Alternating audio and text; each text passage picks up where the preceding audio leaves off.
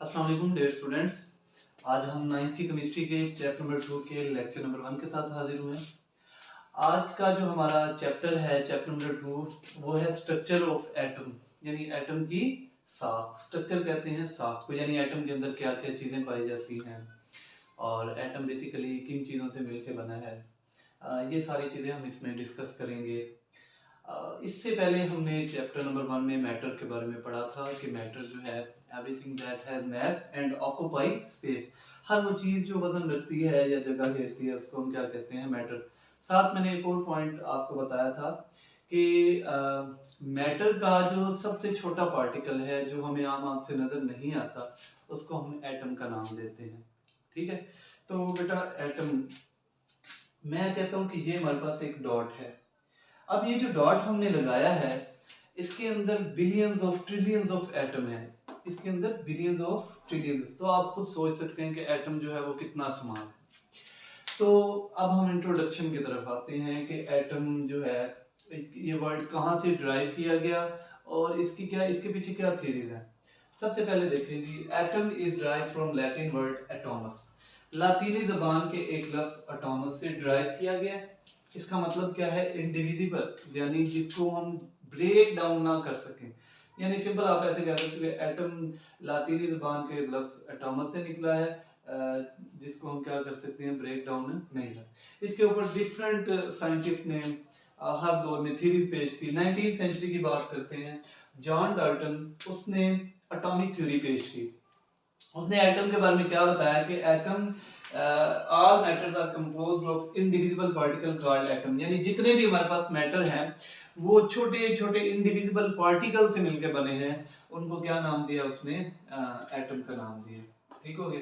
इसके बाद फिर डिफरेंट साइंटिस्ट जो हैं उन्होंने अपनी अपनी थ्योरीज पेश की। 20वीं सेंचुरी में हमारे पास गोल्डस्टेन, जे थॉमसन, रदरफोर्ड, इन्होंने फिर जो है वो अपनी थ्योरीज पेश की, एक्सपेरिमेंट्स किए और इन्होंने बताया कि हाँ, एटम जो है वो इंडिविजिबल नहीं है। इसको हम मजीद क्या कर सकते हैं, इसके अंदर सब एटॉमिक पार्टिकल्स हैं और वो सब एटॉमिक पार्टिकल्स कौन से हैं, वो इलेक्ट्रॉन है, प्रोटॉन और न्यूट्रॉन है।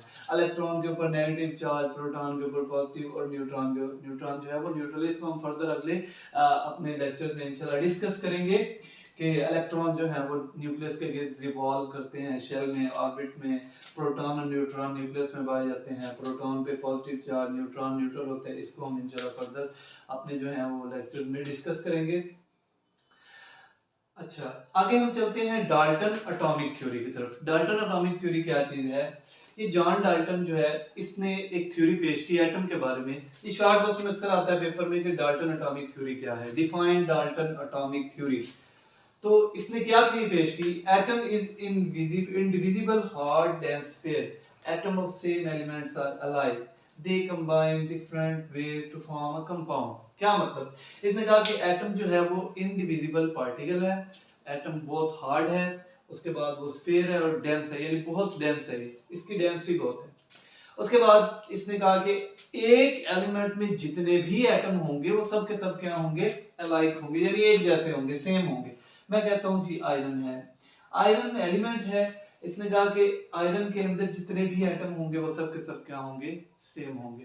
ऐसा नहीं होगा कि आयरन में एक एटम जो है वो सिल्वर का है, एक एटम गोल्ड का है, ऐसे नहीं होंगे, बल्कि इसके अंदर सारे एटम जो है वो क्या होंगे, अलाइक, यानी सेम होंगे। इस तरह से हमारे पास सिल्वर है, गोल्ड है, जितने भी एलिमेंट है सबके एटम जो है वो क्या है, अलाइक है। उसके बाद इसने कहा कि they form in different way, यानी ये कंबाइन करते हैं डिफरेंट वे में कंपाउंड बनाने के लिए।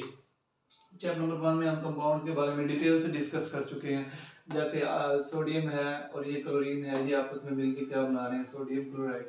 अच्छा, आगे हम चलते हैं प्लम पुडिंग थ्योरी की तरफ। ये शॉर्ट क्वेश्चन भी बहुत इंपॉर्टेंट है। What do you mean by plum pudding theory,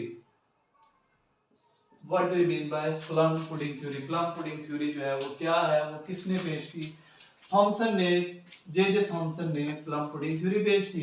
इसने कहा कि atom is the solid structure of positive charge with tiny negative charge stuck inside, it is just like plum in the pudding।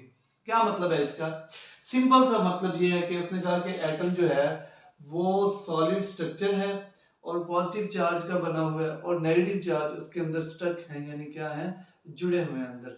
ठीक है, अब इसने इसको किससे तशबीह दी, इसने इसको plum in the pudding. Plum बेटा कहते हैं ये जो हम पुडिंग कहते हैं, खीर वगैरह या जो मीठी चीज़ हम बनाते हैं, और प्लम क्या चीज़ है, उसके अंदर जो मेवा जात वगैरह डालते हैं उसको हम क्या कहते हैं, उसको हम प्लम कहते हैं।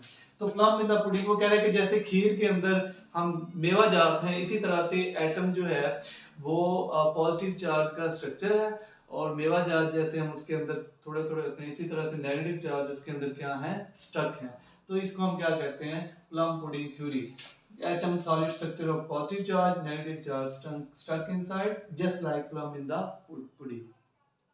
इसके बाद जो है वो डिफरेंट साइंटिस्ट ने अपनी अपनी थ्योरीज पेश की। थॉमसन जो है वो 1897 में उसने क्या किया, उसने इलेक्ट्रॉन को डिस्कवर किया। उसके बाद 1886 में गोल्डस्टीन ने प्रोटॉन को डिस्कवर किया, और उसके बाद जेम्स चैडविक ने 1920 में न्यूट्रॉन को डिस्कवर किया एक्सपेरिमेंट के थ्रू। जी हाँ, इंशाल्लाह हम अपने नेक्स्ट लेक्चर में पढ़ेंगे discovery of electron, discovery of proton and discovery of neutron. तो आज के टॉपिक में हमने इंट्रोडक्शन पढ़ा है, उसके बाद एटॉमिक थ्योरीज पढ़ी हैं, डाल्टन की और प्लम पुडिंग थ्योरी। तो इन दोनों में से एक शॉर्ट क्वेश्चन अक्सर पेपर में आ जाता है, प्लम पुडिंग थ्योरी और डाल्टन थ्योरी। होप सो आपको आज का लेक्चर समझ में आएगा। मजीद वीडियोस देखने के लिए चैनल को लाइक करें, सब्सक्राइब करें। जज़ाकल्लाह।